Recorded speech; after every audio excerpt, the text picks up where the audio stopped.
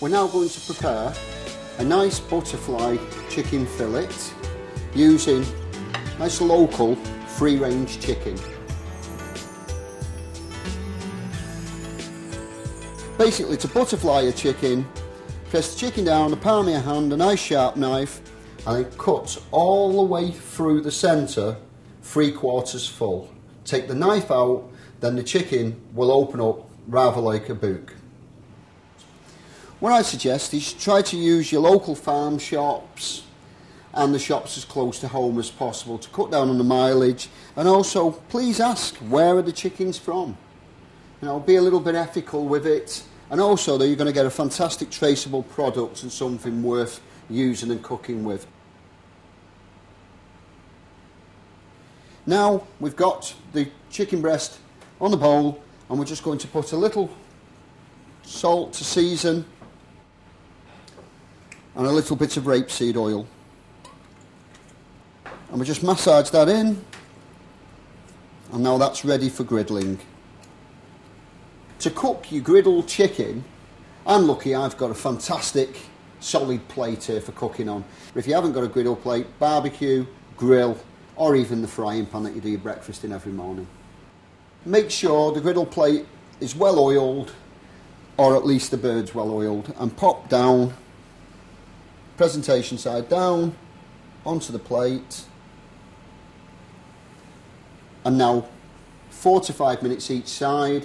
It gives, the chicken actually tells you when it's cooked itself. The colour will change, and then gradually it'll go from pink to white. As soon as it gets halfway up on white, and you've got a nice charred colour underneath, flip it over and let the other side do the same. With the griddled chicken, a great accompaniment is a nice crispy potato cake.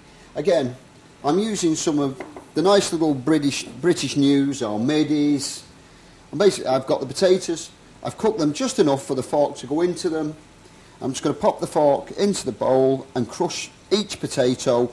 I'm not going to crush them up too much, I just want a little bit of texture through them, and again, fantastic with the skin still on. That adds the nice crunchiness to them. I've always found that children love this sort of potato dish because it isn't an old potato that's rolling around the plate, and it works well. Just going to add a little pinch of salt to that, and then a little bit of butter, because butter and potatoes have been together forever. I've got the potatoes now all crushed. I'm using 2 rings. We could use scone cutters, piece of parchment paper. I've got a non-stick tray liner in my bowl here. Now I'm just going to pop enough mixture to come halfway up the moulds, press it down, and once we've popped enough potato in to give a nice sized portion, don't press it down too hard though, because we want the top of the potato showing a little bit, so then that can crisp up when we pop it into the oven.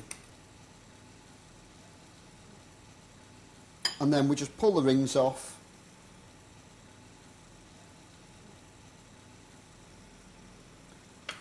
and we have lovely simple potato cakes ready for crunching off. And now we're going to pop these into the oven around about 10 minutes. I say about 180 degrees, but just keep a little eye on it. With the griddled chicken, we're going to serve a beautiful light cream and chicken stock tarragon sauce. Firstly, take a shallot, peel, cut in half, and then make into a small dice, or chop into small pieces. Pop an heavy bottom frying pan or saucepan onto a high heat, melt a little butter. When foaming, add the shallot, stir around, turn down the heat. You do not want to colour the shallot. And then we're going to add some chicken stock. And this can be either a stock cube or a liquid chicken stock, but please try to use the organic varieties or something with no additives. Then pour on same amount of double cream. All over the UK we have different levels of local double creams, and again, no doubt in your area there'll be some fantastic one. Tarragon is a fantastic aromatic herb, used in a lot of dishes all over the world, but if we go back to early British cooking, tarragon played a major part in that, and I'm just going to give it a little rough chop. I'm not going to go over mad with it because it's a delicate herb and it doesn't need to be too powdered. pop in chopped tarragon, reduce. When you can pop a spoon into the sauce, lift the spoon out and pull your finger down the back of the spoon and the sauce does not meet and you have a clear line running through, you have a nice coating consistency. Taste the sauce, remove from the heat and keep warm till required. We're going to marry it with some wilted spinach. Again, this is spinach that's been washed, semi-dried, and then we can just wilt with its natural juices. Stir around for a minute or so. As soon as they start to wilt, pull off the heat, place into a bowl and use.